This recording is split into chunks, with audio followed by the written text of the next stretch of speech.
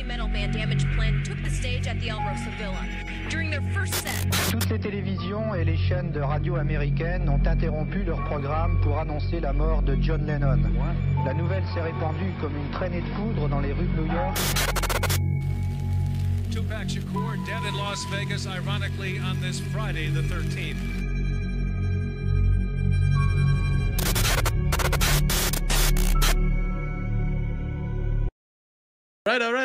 Alright! Bonsoir tout le monde, bienvenue au podcast du crime.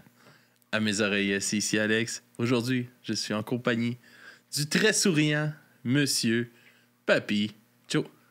Je donnerais pas de sticker à des enfants, Chris. Des idées qui écoutent genre Papy Joe il écrit un porno aussi. Comment ils peuvent écouter ça à part si papa ou maman paye pour le Patreon? L'écouter live sur Twitch. Ah, ben là, à Star là, des enfants? Hey, on sait pas. Donner des stickers. Donner des stickers. Des stickers. Comment tu vas, Papy Joe? T'as de l'air fatigué? On appelle ça, il y a une petite saison, une partie de la... Comment que je faisais? Il y a une partie de l'année où est-ce que ça s'appelle le printemps, où est-ce que les arbres, les fleurs décident d'éjaculer du pollen dans ma face. Fait que ça jamme un peu dans mon nez. Nice. C'est le fun. Toujours le fun, ça, les allergies. Ah, c'est agréable. Fait que je m'excuse d'avance si ça renifle un peu. Petite voix du nez. Ah ouais, en ce moment, ça coule dans ma gorge. Je suis nourri à morve. Ah, Papy Joe. Oui. De quoi tu nous parles cette semaine? De Hector Berlioz. Mais avant, je voulais faire une petite parenthèse. Revenir sur le passé. OK. J'aimerais qu'on... Ça sera pas très long, mais en fin de compte, notre fierté canadienne... Drake. Drake? Ah oui. Drake. Ouais, ma blonde t'a envoyé un petit update. Puis il y a différentes choses. Là. Je veux dire, premièrement, il y a sa sextape où est-ce qu'on a vu qu'il y avait un magnum dans le fond de ses culottes. Respect à ça. Le fait qu'il y a eu des coups de feu dans sa maison de bourgeois à l'autre bout de l'Ontario. Et le fait que monsieur aime peut-être les filles un peu trop jeunes pour lui, ça commence à y retomber dessus. Ouais, hein? Fait que, Kendrick, il a dit? Il a dit, puis étrangement, les gros réseaux de télévision commencent à regarder son passé. Ils ont parlé, moi évidemment, ça venait genre un peu de potins, de sites à potins, après ça de youtubeurs anglais qui en parlaient un petit peu, puis j'ai comme regroupé tout ça, mais là je pense qu'il y a peut-être d'enquête plus approfondie qui va ressortir de ça. On va-tu avoir une partie 2? En tout cas, peut-être Drake c'est le prochain P. Diddy. C'était ma parenthèse. Il y a Snipeflex qui dit que sa maison s'est fait shooter à Drake. Ouais, c'est ça. Il y a eu des coups de feu. Je sais pas si c'était la maison. J'ai juste vu comme le gros titre. Fait que peut-être c'était dans la maison, peut-être sur la maison, peut-être que... Mais Kendrick, il a bien écrit, hein? Ah, j'ai pas tout écouté. Ah, c'était bon. Ah, il faudrait que je me repenche. Écoute-le au complet, je pense que tu vas l'aimer. Ah, c'est bon. C'est le fun parce qu'il s'adresse à tout le monde, à tout son entourage. Là. Ah, OK. Vraiment... Il ping pas juste une personne. Là. Ah, non, il parle de tout le monde, tu sais, puis il s'excuse à tout le monde. Puis... Ah, c'est parfait, ça. Ouais, tu liras les paroles en même temps. C'est bon. Aujourd'hui, par exemple, on va aller dans le quoi de plus léger. Je sais que d'habitude, on parle peut-être des histoires un peu plus sordides, meurtres, viols, pédophilie. Mais aujourd'hui, on va juste se pencher sur le personnage qui est Hector Berlioz. Parce que c'est juste comme un peu pathétique, son affaire. Fait que je trouvais ça drôle, intéressant. Le truc pathétique te fait rire, toi. Du coup, ben ouais. Hey, la misère des autres me rend heureux. C'est pour ça que je regarde des nouvelles tous les soirs. Bon, joyeux... Mamie Pam est déçue. Gars. Allez, vas-y. Ouais, c'est ça. Fait que joyeux personnage né en 1803, plus précisément le 11 décembre à la Côte-Saint-André, décédé le 8 mars 1869 à Paris. Fait normal, à Côte-Saint-André, il y a un musée Hector Berlioz. Question d'honorer le personnage. On va commencer par son histoire un peu familiale. Le papa d'Hector Berlioz, Louis Berlioz, est médecin. Monsieur plein de cash. Il publie des mémoires sur les maladies chroniques, les évacuations sanguines et l'acupuncture, et est à ce titre considéré comme introducteur de l'acupuncture en France. Je dis ça de même, mais l'acupuncture a déjà tué des gens. Oh! Clin d'œil, parce que pour le monde qui m'écoute, ils verront pas mon clin d'œil, fait que je vais le dire clin d'œil, mamie Pam. Il envoie son jeune fils, Hector, au séminaire à l'âge de 6 ans pour y entreprendre ses études. Il décide de se charger personnellement de son éducation à la fermeture de l'établissement en 1811. Berlioz décrit ainsi son père et l'éducation qu'il en a reçue dans ses mémoires. Je le cite. « Il est doué d'un esprit libre, c'est-à-dire qu'il n'a aucun préjugé social, politique ou religieux. Pauvre père, avec quelle patience infatigable, avec quel soin minutieux et intelligent il a été mon maître de la langue, de la littérature, d'histoire, de géographie et même de musique. Combien une pareille tâche accomplie de la sorte prouve dans un homme de tendresse pour son fils, et qu'il y a peu de pères qui en soient capables. » Oh, tabarnak. J'aurais dû garder ça pour la fête des pères. Hein? Non, c'est la fête des mères qui arrive, ouais, c'est vrai. Le docteur Berlioz apprend à son fils à jouer du flageolet. Pour les intimes, le flageolet, c'est juste comme une grosse flûte à bec. Là. C'est un peu triste. Et à lire la musique. Il lui transmet aussi les rudiments de la flûte. D'autres flûtes que la flûte à bec. Découvrant les dons de son fils et afin de les encourager, il fait venir de Lyon en 1817 un maître de musique qui enseigne à Hector le chant et plus de trucs de flûte. Je sais pas, il aimait ça, la flûte. On dirait. Hein? Il aimait ça, des affaires longues dans la bouche de son fils.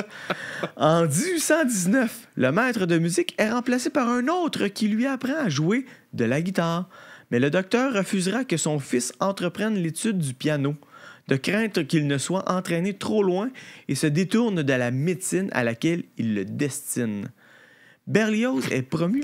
Touche à tout sauf le piano, toutes les flûtes que tu veux. Tout dans ta bouche, rien au bout de tes doigts. On dit ça de même. Berlioz est promu bachelier à Grenoble le 22 mars 1821. Son père lui donne alors des cours d'ostéologie dans l'attente de son départ pour Paris en octobre, où il doit commencer les études de médecine. Si le docteur Berlioz fut très opposé à la vocation artistique de son fils, à la fin de sa vie, il se rapprochera de lui assez sensiblement. À propos du décès de son père, Berlioz écrit « Mais à l'affection qui existe naturellement entre un père et son fils, s'était ajoutée pour nous une amitié indépendante de ce sentiment. Et plus vive peut-être, nous avions tant de conformité d'idées sur beaucoup de questions. Il était si heureux d'avoir eu tort dans ses pronostics sur mon avenir musical. À mon retour de Russie, il m'avoua que l'un de ses plus vifs désirs était de connaître mon requiem. » On va l'apprendre. Il a écrit bien des affaires cool, Berlioz. Oui, bien des affaires cool. Fait que là, tu vois la gloire qu'il a à son père. Mm-hmm. Mais où est maman? Oh. La mère de Berlioz est rarement mentionnée dans ses mémoires.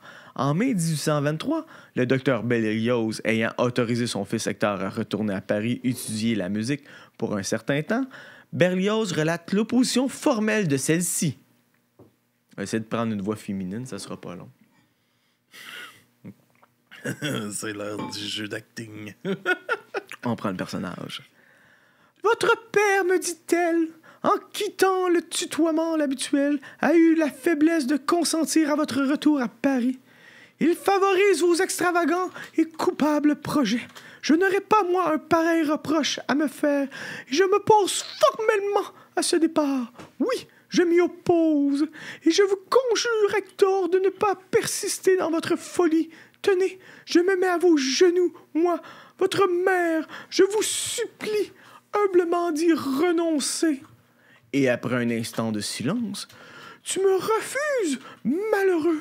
Tu as pu, sans te laisser fléchir, voir ta mère à tes pieds. Eh bien, pars, va te traîner dans les fanges de Paris, déshonorer ton nom, nous faire mourir ton père et moi de honte et de chagrin.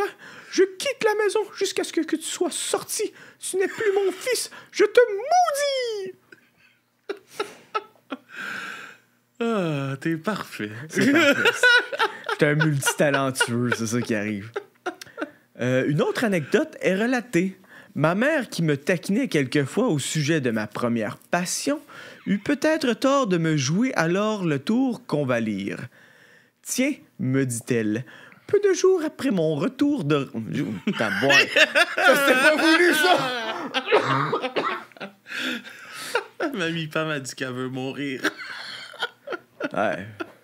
C'est non, ça. Il y a des lignes que tu peux appeler pour t'aider. Tiens, me dit-elle, peu de jours après mon retour de Rome, voilà une lettre qu'on m'a chargé de faire tenir à une dame qui doit passer ici pour tout à l'heure dans la diligence de Vienne. Va au bureau du courtier pendant qu'on chargera les chevaux.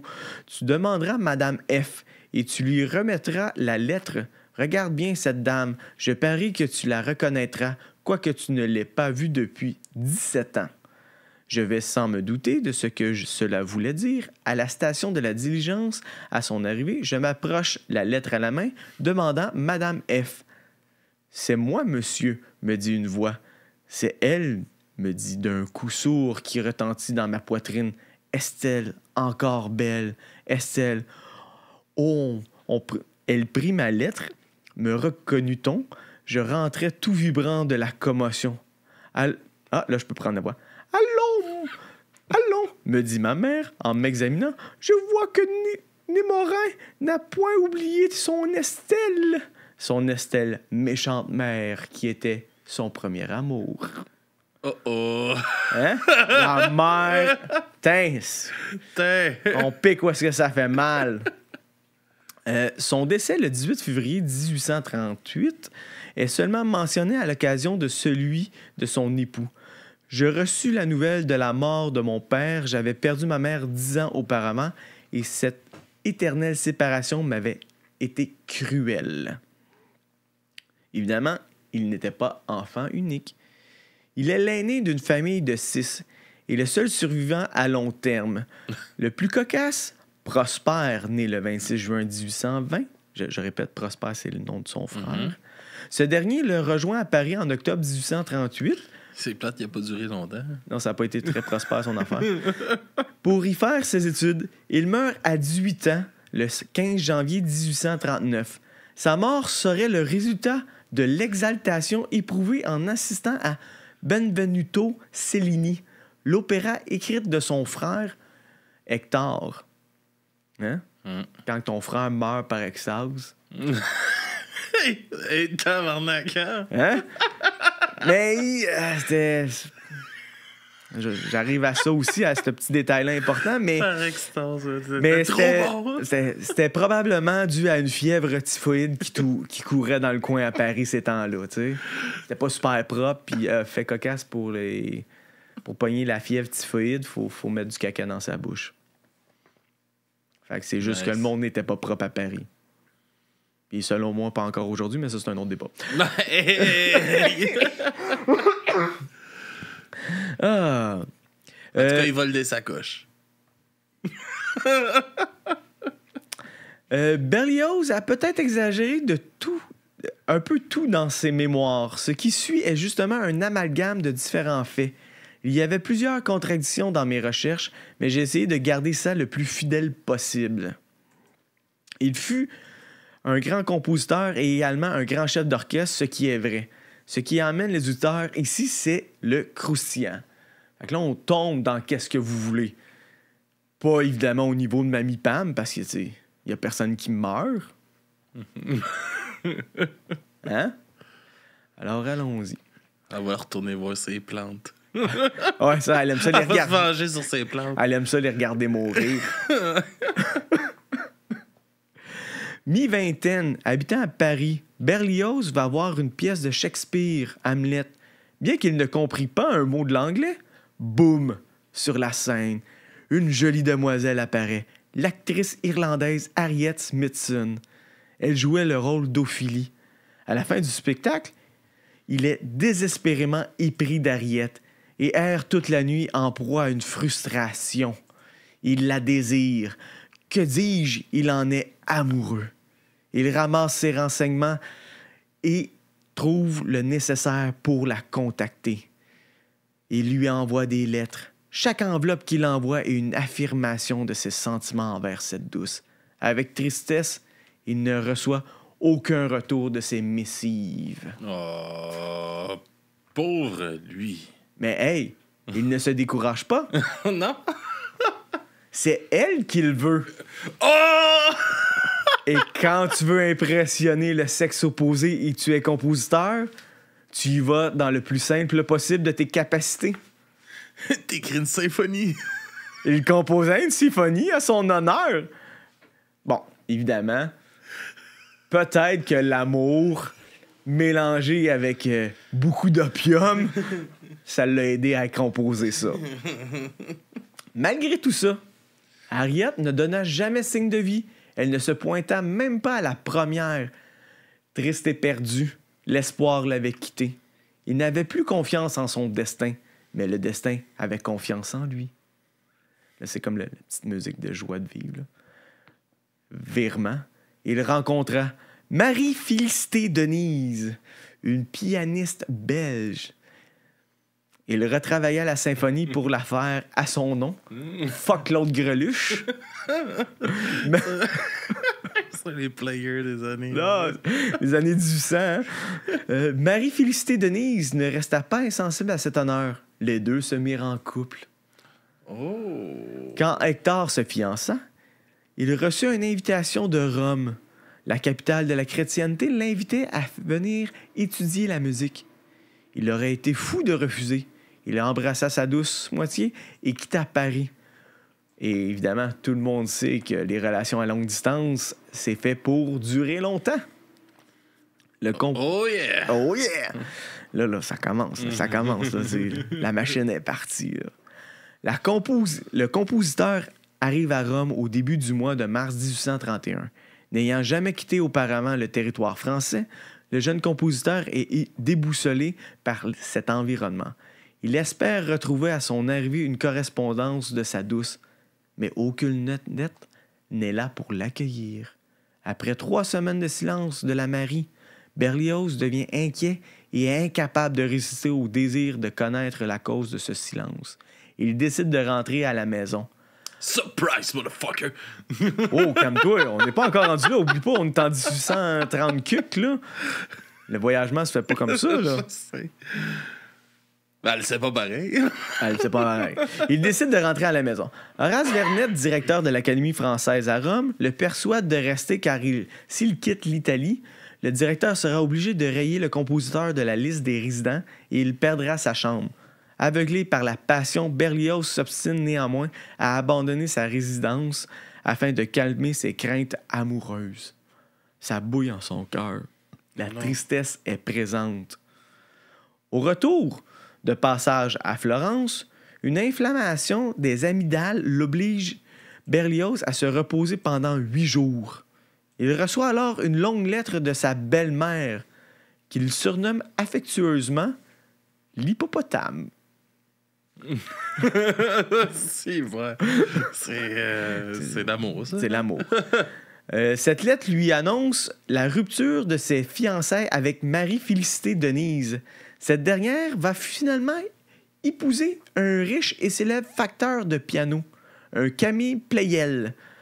Là, j'ai pas trouvé, par exemple, c'était quoi un facteur de piano. Mais j'ai juste trouvé qu'en fin de compte, c'était juste un très bon pianiste de son époque, puis qui était vraiment plein de cash. Évidemment, hein? Mais plus intéressant. Money, money, bitches! Le chagrin de Hector cède rapidement à la colère. Et celui-ci est emporté par une soif de vengeance meurtrière. Il compose une autre symphonie! Attention, qu'il détaille dans ses mémoires. 2 larmes de rage jaillirent de mes yeux, et mon parti fut pris instantanément. Il s'agissait de voler à Paris, où j'avais à tuer sans rémission 2 femmes coupables et 1 innocent. Quant à me tuer, moi, après ce beau coup, c'était de rigueur. On le pense bien, le plan de l'expédition fut conçu en quelques minutes. On devait à Paris redouter mon retour. On me connaissait. Je résolus de ne m'y présenter qu'avec de grandes précautions et sous un déguisement. Son plan, digne d'un roman policier, sera méticuleusement préparé. Berlioz possède déjà l'arme du crime, une paire de revolvers. Il prend également avec lui plusieurs fioles de strychnine. Strychnine, je sais pas comment le prononcer. C'est comment tu prononces ça? Là? Strychnine? Strychnine? C'est en français. Strychnine? C'est pas allemand. Ouais. Strychnine? Ouais. Puis, facteur de piano, ouais. là, Silly nous dit que c'est comme un luthier de guitare. Fait qu'il les accorde, il les répare, les pianos. Puis OK. ça. Il travaille là-dedans. C'est bon.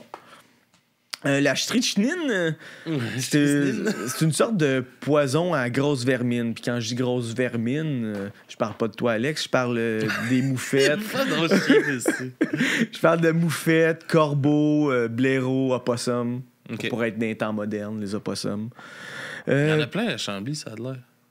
J'en ai croisé une, pas loin de chez nous. Une, je pense pas que c'était une femelle, mais un opossum... Il traversait la rue pas loin de chez nous. J'étais comme, oh, je veux l'attraper. Je veux le prendre dans mes bras. Faut pas les tuer. Ils sont super gentils. Gentil, je suis pas sûr, là, mais quand ils te regardent, ils sont comme, non, c'est pas. Ils ont peur. Ils ont peur. Mais c'est super bon là, pour l'environnement. Là. Qu'est-ce qui s'occupe de ramasser? Là? Ouais, les tiques, c'est ça. Mais en fin de compte, tu sais pourquoi qu'on en voit de plus en plus? Pour la seule et unique raison, c'est qu'il n'y a plus vraiment de gros gel parce que les opossums, si leurs oreilles gèlent, ils meurent. Ah, je savais pas ça. Fait que réchauffement climatique, ça existe pas. Non. Prévention! Fait que tout ce beau poison-là, c'était pour se donner la mort. OK. Il voulait se tuer. Ben, après avoir fait ça. Ouais. Au cas où ces pistolets subiraient une défaillance soudaine. Parce que, tu sais, je veux dire, si t'es pas capable de te gonner avec tes pistolets, ben, tu prends du poison. Quant au déguisement, il est nécessaire de trouver un moyen de passer totalement inaperçu. Doté d'un fort sens du drame et sûrement de quelques pipées d'opium, Berlioz décide de se faire passer pour une femme. Une femme de chambre. Une maiden avec 2 guns. Bang, bang! Alors, il prend la diligence, direction Genèse. Mais arrivé à Genèse... non, pas Genèse, Gênes. Gênes. Ouais, c'est vraiment Gênes. OK. L'apprenti assassin découvre que son costume de femme de chambre a disparu, ainsi que ses fusils et le poison, sûrement oublié à Pietrasanta lors du changement de voiture entre Florence et Gênes. Après avoir fait le tour de la ville pour essayer de trouver d'autres solutions, des idées suicidaires l'envahissent soudainement et il se jette dans le port de Gênes. That's it. Non, il est pas mort. Mais c'est juste comme... C'est drôle, là. Je suis comme, je suis pas capable. On va me suicider. Mais c'est triste en même temps. C'est ça que je te dis, c'est pas... Il n'y a pas de meurtre, mais... Des passants, le voyant tomber dans l'eau, vont le secourir. Ils pensaient que c'était un accident. Alors, il survit et tout va bien.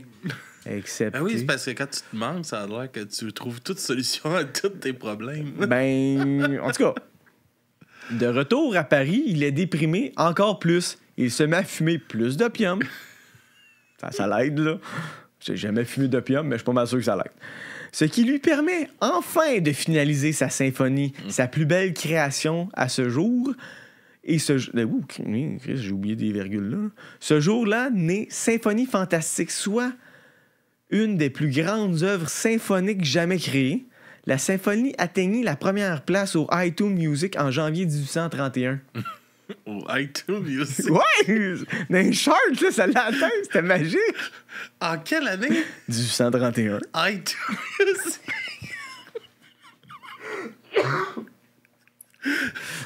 1831. Ouais, iTunes était... C'était là, là. Tabarnak. C'est bon? Celui qui n'aime pas les podcasts de True Crime qu'on rit, ça sera pas un bon épisode aujourd'hui. Je pense. En même temps, il n'y a pas eu de crime, fait que fuck them aussi. Il a eu tout sauf un crime! Attends une minute. Il a essayé de tuer sa belle-mère, son ex, le mari de son ex. Fail total. Après ça, dépressif, j'ai essayé de me suicider. Fail aussi. Mais c'est pas fini. Non, c'est pas fini. C'est pas fini. Ça reste pas long, mais c'est pas fini. La symphonie. À la première représentation de cette symphonie, Harriet. Est-ce que tu te rappelles c'est qui Harriet? Non. Je suis en train de me remettre encore. Harriet, c'est l'actrice irlandaise qui a vu pendant le Hamlet. Oui. Ben, Finalement, ça a marché. Harriet se pointait à la symphonie et réalisa que Berlioz était un génie. Elle lui écrivit une lettre d'excuse. Elle s'excusait de l'avoir ghosté.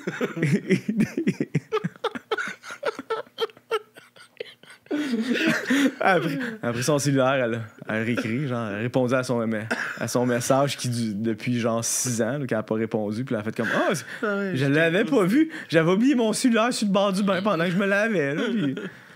Le pigeon s'est perdu. C'est exactement, le pigeon voyageur s'est perdu. Et elle déclara son amour à Hector. Mais qu'est-ce que tu fais dans ce temps-là? T'as retombé en amour. Berlioz déclara lui aussi son amour à Harriet. Hey, 1 an plus tard, ils se marièrent, ils vécurent heureux et eurent plein d'enfants. Combien? Non, c'est pas vrai. Je t'ai menti. Ils divorcèrent quelques années plus tard car monsieur aimait fricoter avec la bonne. Oh, c'est un infidèle. Fait que tout ça pour aller rechercher. Quand même, il se maria avec la bonne et là, ils vécurent heureux. Il y a eu quelques enfants que j'ai pas checké combien, mais qu'est-ce qui me ferait pour vraiment bien finaliser ça, c'est que à sa mort, il fut enterré avec Harriet et sa bonne. Avec les deux. Avec les deux. Mais là, c'est ça, comme... Tu sais, il y a certaines affaires qui se contredisaient, mais techniquement, quand il a commencé à fricoter avec la bonne, Harriet était malade. OK. Fait que... Mais quand les femmes sont malades, les gars décalissent, c'est normal. Là. Ben, c'est ça que je me dis, là. Les femmes, eux autres, ils restent s'occuper de leur mari, mais les maris, fuck you. Hein. C'est ça, il faut les priorités. Les priorités. Mais puis d'autres disent que c'était vraiment comme assez séparé, elle est décédée. Puis après ça, genre, quand la bonne est décédée, elle a été enterrée à côté d'Harriet. Pour après ça, lui a été enterré, là. Mais c'est juste comme... Tu sais, il y a certaines affaires comme la consommation d'opium. Certaines personnes disent... Certains historiens ou personnes, whatever, disent qu'il n'en a pas consommé tant que ça, tandis que d'autres disent qu'il en a consommé énormément. Ouais, évidemment, lui, dans ses mémoires, il dit qu'il a été propre tout le long de sa vie. C'est ça. Puis, comme je dis, ses mémoires... Clean. Cling. Puis, tu sais, je veux dire, dans ses mémoires... c'est lui qui paraît le bon monsieur, là. Mm-hmm. Tu sais, oui, il parle de sa tentative d'assassinat qui a comme été comme qui a chié, mais la façon qu'il lui l'explique, ça paraît pas C'est aussi... lui la victime. Dans pas, tout ça. Ben, pas à ce point-là, mais que ça paraît moins pire que genre juste, hey, je vais me déguiser en bonne, il y a juste que, il fallait un déguisement.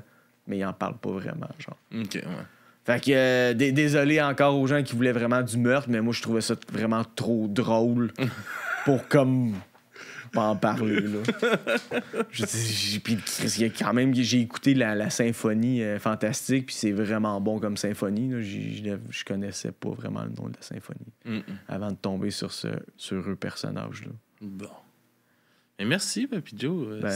C'était un bon épisode, c'est drôle. Ouais, des fois, hein? Il y a déjà assez de scabreux qui sort en ce moment, là. Il y a assez de scabreux qui sort en ce moment. Ouais. Bon, ben, Papy Joe. Ouais. Où est-ce qu'on peut nous suivre? Vous pouvez nous suivre sur dubruitamesoreilles.com, dubruitamesoreilles.ca. Évidemment, on a le Discord, on a le Patreon, on a Instagram. Moi, je suis pas très actif, mais il y a plein d'autres gens plus actifs que moi. Ouais, Dubruitamesoreilles, on est quand même actif. Ouais. Le Discord. On a quoi, là? On est rendu avec plein de shows, là, avec nous autres, là. Qu'est-ce que tu peux écouter sur Dubruitamesoreilles? Tabarnak, même toi, on a trop, tu sais pas. Il y a du premier Non, oreilles. c'est ça. J'ai comme, oh my Du vrai à god. mes oreilles, du crime à mes oreilles. On a notre petit nouveau qui est là toutes les semaines, le Alien Punk Show. Oui. On a le Punk Laté podcast qui est. On devait avoir un épisode. Finalement, Max a oublié d'appuyer sur enregistrer. Fait qu'on n'a pas eu d'épisode. Tu me niaises? Non. C'est des choses qui arrivent. Ouais, Je te fais un câlin à distance. c'est des choses qui arrivent. C'est plate. En plus, c'était cool. C'était dans le cadre de Flash Day au Poudza. Puis tout ça. Là, c'était. Un bel Just événement. too bad. Mais ouais, c'est des choses qui arrivent. Sinon, il y a aussi le podcast des playlists, en parlant du Poudza. Le podcast des playlists, la gang des Saint Catharines qui font des reviews de playlists puis qui s'ostinent sur des chansons Hey, entre je eux suis plus autres. capable de suivre, il y a trop de choses. Yes. Fait que c'est ça. Puis là, on s'en va faire quoi, Papy Joe? Parce que je tiens à mes fans, puis je tiens à leur rendre un service, des moments plaisants. On va aller... Ceux-là sur Patreon, puis tout ça, on s'en va enregistrer quoi, là? Papy Joe écrit un porno. Yes, sir, spécial Patreon! Ouais! À tout de suite, tout le monde! Pendant que je tousse.